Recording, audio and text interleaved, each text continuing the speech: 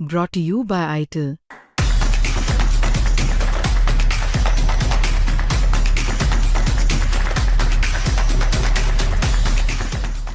नमस्कार दोस्तों, क्राइम तक में आप सबका स्वागत है। मैं हूं सुप्रतिम बैनर्जी। क्राइम इन्वेस्टिगेशन की यह कहानी है कर्नाटक के शिवमोगा जिले की। शिवमोगा जिले में एक गांव है जिसका नाम है शिकारीपुरा। इस शिकारीपुरा गांव के पास एक पुल पड़ता है जिसका नाम है कनी वेमाने पुल। तो ये जो कनी वेमाने पुल है, इसके पास में सड़क के किनारे एक रोज सुबह एक शख्स की लाश मिलती है। जिस आदमी की मौत हुई है उसकी उम्र यही कोई 40-45 साल की होगी। और जिस रोज़ ये घटना होती है, जिस रोज़ ये लाश मिलती है, वो तारीख है 1 मई 2015, यानी 1 मई 2015। सुबह जब लोगों की नज़र इस लाश पर पड़ती है तो लोग घबरा जाते हैं और लाश को देखकर ऐसा लगता है कि शायद ये आदमी कोई एक्सीडेंट का शिकार बना है, क्योंकि लाश पर ऐसे घसीटे जाने के और चोटों के निशान थे जिसे देखकर लगता था कि शायद ये मामला हिट एंड रन का है। अब जिस तरह से ग्रामीण इलाके में ये लाश पड़ी हुई मिली और हिट एंड रन का मामला लग रहा था और पास में कोई दूसरा व्हीकल नहीं था, उससे ये क्लियर था कि ये जो भी आदमी था ये पैदल उस जगह से गुजर रहा था और उसे किसी अज्ञात वाहन ने, अनजान गाड़ी ने टक्कर मार दी जिससे उसकी मौत हो गई। तो ये जानकारी लोगों ने एज्यूम की, लोगों को लगा ऐसा। उसके बाद लोगों ने पुलिस को फ़ोन किया। पुलिस मौके पर पहुंची और जैसा कि लोगों ने बताया था एग्जैक्टली सीन ऑफ क्राइम वैसा ही था। इसके बाद पुलिस ने इस आदमी की बॉडी को रिकवर किया, बरामद किया और उसे पोस्टमार्टम के लिए भिजवा दिया, जिससे एग्जैक्ट कॉज ऑफ डेथ का पता चल सके। और उधर पोस्टमार्टम रिपोर्ट का पुलिस आने का इंतज़ार कर रही थी। तब तक पुलिस ने आसपास के लोगों से, गांव वालों से पूछताछ शुरू की कि क्या कोई इस आदमी को पहचानता है, कोई जानता है ये कौन है। जिस तरह से वो एक वॉकर था, उसे देखकर लोगों को और ख़ासकर पुलिस को ये लग रहा था कि ज़रूर आसपास के गांव में किसी गांव के लोगों को इसके बारे में जानकारी ज़रूर होगी। और हुआ भी वही। गांव के लोगों ने उस शख्स की पहचान कर ली और वो आदमी जो है पास के ही गांव का रहने वाला निकला, जिसका नाम था कुमार की उम्र 43 ईयर्स की थी, 43 साल की।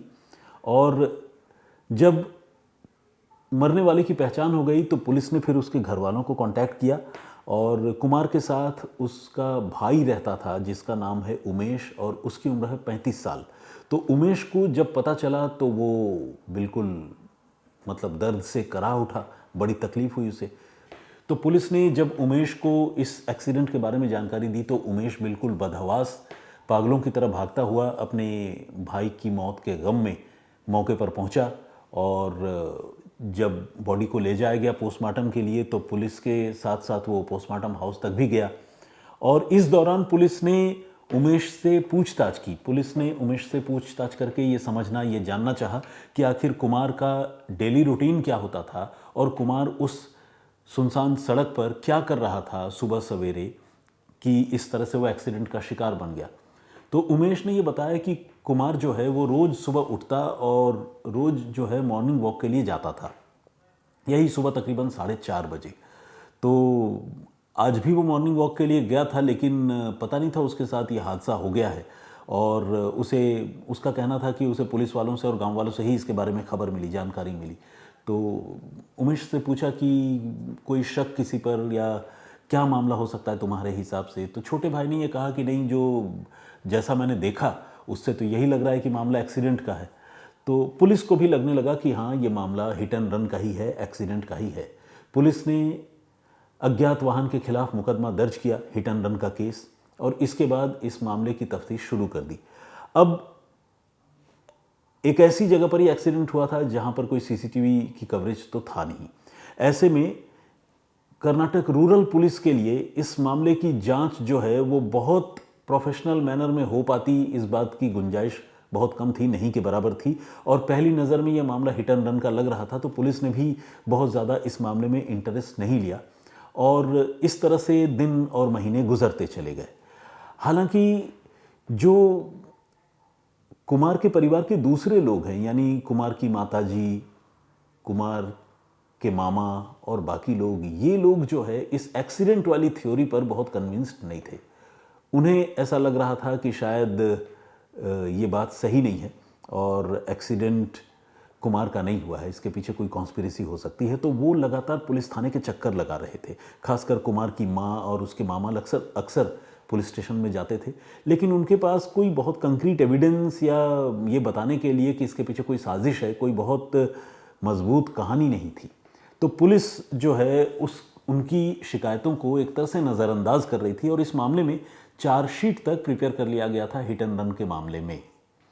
लेकिन तब तक इस मामले के जो इन्वेस्टिगेटिंग ऑफिसर है वो इत्तेफाक से चेंज हो गए और चेंज होने के बाद जो नए इन्वेस्टिगेटिंग ऑफिसर हैं उन्होंने जब चार्ज लिया तो फिर से कुमार के जो माँ हैं वो और मामा और बाकी नाते रिश्तेदार पुलिस थाने में पहुँचे और उन्होंने ये बताया कि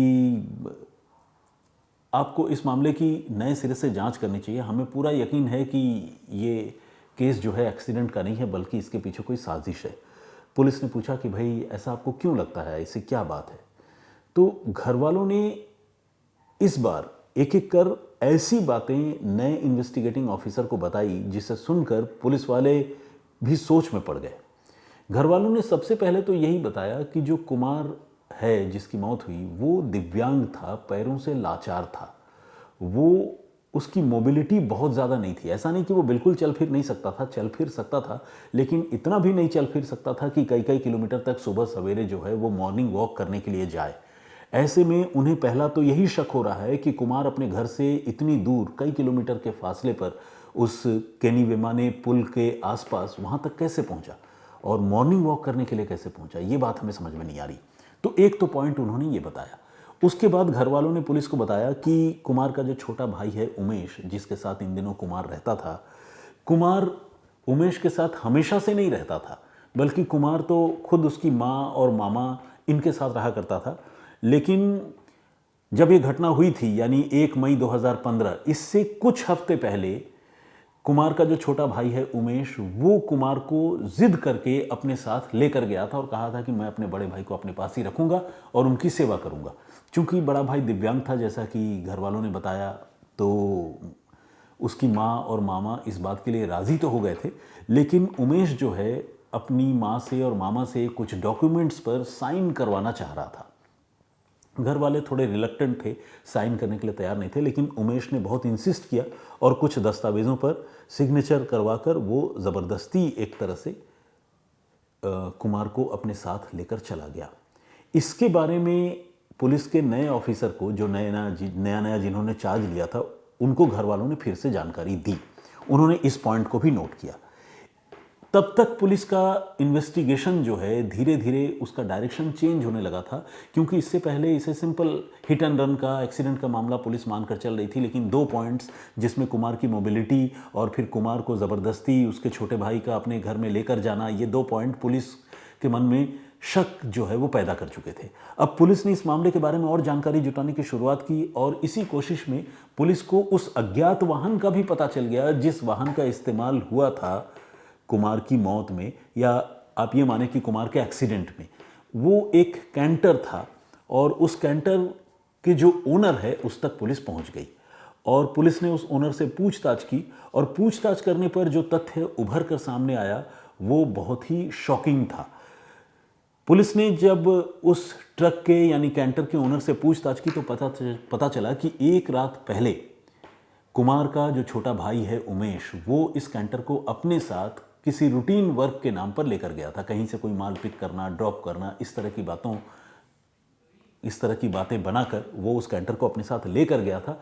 और कैंटर ले जाते वक्त उसने ये भी इंश्योर किया था कि कैंटर में जैक और जो पाना है वो और दूसरे जो इक्विपमेंट्स हैं, फर्स्ट एड के जो इंतज़ाम हैं, वो सारी चीज़ें जो है इंटैक्ट हों और वो सारी चीज़ें प्रॉपरली गाड़ी में रखे हुए हों। ऐसा करना इस बात की तरफ इंडिकेट करता है कि शायद ये जो उमेश है, जो उस कैंटर को लेकर जा रहा था, उसने इस चीज़ की प्लानिंग पहले की थी कि ये गाड़ी किसी एक्सीडेंट का शिकार हो सकती है और ऐसी सूरत में उस गाड़ी को जो इमरजेंसी तरीके से कुछ ठीक करने की कोशिश जो होगी वो, और फिर इमरजेंसी किट वगैरह, इन चीज़ों का इंतज़ाम होना चाहिए गाड़ी में। तो उमेश के दिमाग में पहले से ये प्लानिंग थी। ऐसा जो है कैंटर वाले को अब लगने लगा था और उसने पुलिस को ये बात बताई। तो ये 3 तथ्य उभर कर सामने आए और फाइनली पुलिस ने जो है जब और एक्सप्लोर किया इस मामले को, तो ये पता चला कि ये जो छोटा भाई है उमेश, ये कुमार को अपने साथ जब घर लेकर आया था, घर लेकर आने के बाद कुमार के नाम पर उसने ताबड़तोड़ अलग अलग कंपनियों से इंश्योरेंस करवाए थे और एक नहीं कई बीमा पॉलिसियां करवाई थी। तकरीबन 45 लाख रुपए की बीमा पॉलिसी कराई थी। अब ये जो सारे डॉट्स हैं, ये सारे डॉट्स जब पुलिस ने ज्वाइन किए, जब पुलिस ने सारे बिंदुओं को मिलाया, तो एक ऐसी कहानी सामने आई जो आज की तारीख में एक तरह से देखा जाए तो ये कॉमन प्रैक्टिस हो गया है। इंश्योरेंस के नाम पर किसी आदमी की हत्या कर देना और फिर उसका बीमा क्लेम करने की कोशिश करना और रुपए हड़प जाना। तो ऐसा लग रहा था कि उमेश ने ऐसा किया होगा। पुलिस ने अब उमेश को हिरासत में लिया और उससे सख्ती से पूछताछ शुरू की। पहले वो झूठ बोलता रहा, लेकिन जब पुलिस ने ये सारे सबूत उसके सामने रखे और उसे बताया कि कुमार जो है वो चल फिर नहीं सकता था, तुम कुमार को ज़बरदस्ती अपने घर वालों के पास से एक तरह से छीन कर अगवा करके लेकर आए थे, उसके बाद तुमने उस रात कैंटर जो है वो किराए पर लिया था और किराए पर लेने के साथ साथ तुमने ये भी देखा कि एक्सीडेंट हो जाने पर कैंटर में किन किन चीज़ों की ज़रूरत पड़ेगी, वो सारे इक्विपमेंट्स और टूल बॉक्स तुम कैंटर में रख कर स्पेशली लेकर आए। और अब ये बीमा के पेपर्स, ये सारी चीज़ें बता रही हैं कि इस कॉन्स्पिरेसी में तुम ही शामिल हो और कोई हो नहीं सकता। तकरीबन 3 घंटे तक उसका सस्टेन्ड इंटरोगेशन नए इन्वेस्टिगेटिंग ऑफिसर ने किया और तब जाकर उमेश ने यह कबूल किया कि हाँ, वही अपने बड़े भाई कुमार का मर्डरर है, किलर है। आप सोचिए, छोटा भाई और बड़ा भाई कैसा रिश्ता होता है, कितना पवित्र और कितना प्यार भरा रिश्ता होता है। लेकिन यहाँ इस छोटे भाई पर लालच इतना हावी था कि उसने अपने दिव्यांग बड़े भाई के साथ भी जो है कोई रहमदिली नहीं दिखाई और प्लान करके कोल्ड ब्लडेड तरीके से उसकी हत्या कर दी। उमेश से अब पुलिस ने पूछा कि भाई मारा कैसे, अपने भाई को वहाँ लेकर कैसे गए? तो उमेश ने कहा कि मैंने अपने बड़े भाई कुमार से ये कहा कि कुछ माल वगैरह कहीं से पिक करना है और लेट नाइट को, बल्कि अर्ली मॉर्निंग कहूँगा मैं, उस समय वो कुमार को अपने साथ लेकर उमेश उसी कैंटर में निकला और जो कनी विमाने का पुल है जहाँ पर ये घटना हुई थी, वहाँ पर उसने गाड़ी के ख़राब हो जाने का ड्रामा किया और गाड़ी के ख़राब हो जाने का ड्रामा करने के बाद उसने इसको कुमार को गाड़ी से नीचे उतरने के लिए कहा और कहा कि सामने जाकर ज़रा चेक करो, टायर के पास कुछ प्रॉब्लम लग रहा है। तो ये जो दिव्यांग भाई था कुमार, वो नीचे गया और वो चेक करने लगा। तब तक उमेश जो है उस गाड़ी को अंदर से चेक करने के नाम पर, फॉल्ट डिटेक्ट करने के नाम पर वो ऊपर ड्राइविंग सीट पर बैठा और उसने अपने बड़े भाई के ऊपर वो पूरा का पूरा ट्रक दौड़ा दिया। आप सोचिए कैसा नरपिशाच किस्म का आदमी होगा जिसने इतने भयानक तरीके से अपने बड़े भाई की हत्या की। तो शुरू में ये मामला, जैसा कि मैंने आपको बताया, कि हिट एंड रन का एक मामूली सा केस बनकर रह गया था जिसमें शायद ही कभी कातिल का कुछ पता चलता। लेकिन नए इन्वेस्टिगेटिंग ऑफिसर आए और उन्होंने जब बहुत सिंसियरली इस केस को फॉलो किया तो एक साथ इतने सबूत पुलिस के हाथ लगे, 4 सबूत। और ये सबूत इतने अकाट्य थे, इतने कंक्रीट थे कि लोअर कोर्ट ने इस मामले में 13 नवंबर 2017 को, यानी एक्सीडेंट 2015 को हुआ 2 साल बाद, 2017 को लोअर कोर्ट ने इस मामले में आरोपी को आजीवन कारावास की सज़ा सुनाई और उसे कन्विक्ट करार दिया। तुरंत जो उमेश है, जो इस मामले का दोषी है, वो हाई कोर्ट गया और आपको ये जानकर सुकून मिलेगा, अच्छा लगेगा कि हाई कोर्ट ने भी इस मामले में उमेश को दोषी पाया और कहा कि उमेश के दोषी होने में कोई भी संदेह या शक की कोई गुंजाइश नहीं है। जो सबूत हैं वो अपने आप में बहुत ही पावरफुल हैं और जो गवाह हैं वो भी पावरफुल हैं, चाहे वो फैमिली मेम्बर्स की सूरत में हो, गांव वालों की सूरत में हो, जो ये बता रहे थे कि कुमार की मोबिलिटी नहीं थी, वो दूर तक मॉर्निंग वॉक के लिए जा ही नहीं सकता था और किसी ने इससे पहले कभी कुमार को मॉर्निंग वॉक के लिए जाते हुए भी नहीं देखा। तो ये सारे सबूत मिलकर जो है एक बहुत वाटर टाइट केस जिसे कहते हैं वो बने और उमेश को पहले लोअर कोर्ट और फिर हाई कोर्ट ने भी सज़ा दी। तो ये था पूरा इन्वेस्टिगेशन, ये थी पूरी कहानी। इस पर आपका पॉइंट ऑफ व्यू क्या है, कमेंट करके ज़रूर बताइएगा। जो प्रीवियस स्टोरी मैंने आप लोगों को सुनाई थी वो स्टोरी थी एक ऐसी लड़की की जिसने 20 साल की एक ऐसी लड़की जिसने महज 5 साल की एक छोटी सी बच्ची की गला रेत कर हत्या की, और उसके पीछे जो कहानी थी वो बहुत ही शॉकिंग, अविश्वसनीय सी कहानी थी। तो आप में से जिन भी लोगों ने उस कहानी को सुना है, बहुत सारे लोगों ने कमेंट्स किया है। आइए कुछ लोगों के नाम और कमेंट्स पढ़ता हूँ। और आज जो कहानी मैंने आप लोगों के सामने रखी है इन्वेस्टिगेशन की, इस घटनाक्रम पर आप अपना पॉइंट ऑफ व्यू ज़रूर दीजिएगा। इस पर जो सवाल और जवाब आएंगे, मतलब जो कमेंट्स आएंगे, उस पर भी मैं रिस्पॉन्ड करने की कोशिश करूंगा। प्रीवियस स्टोरी में डुअल फूड किचन के नाम से एक आईडी है, इन्होंने कहा है कि ऐसे खूंखार जानवर को तुरंत फांसी देनी चाहिए। यानी उन्होंने उस 20 साल की लड़की की बात की है जिसने एक छोटी सी बच्ची की हत्या की। सिमी भसीन ने भी कत्ल किया और उन्होंने कहा है कि एक छोटी सी बच्ची की ऐसी क्या गलती थी कि उसकी इतनी बेरहमी से हत्या कर दी गई। प्रकाश भाई ने कमेंट किया है और उन्होंने कहा है कि बीच में कोई आवाज़ सी आ रही है ठक ठक की।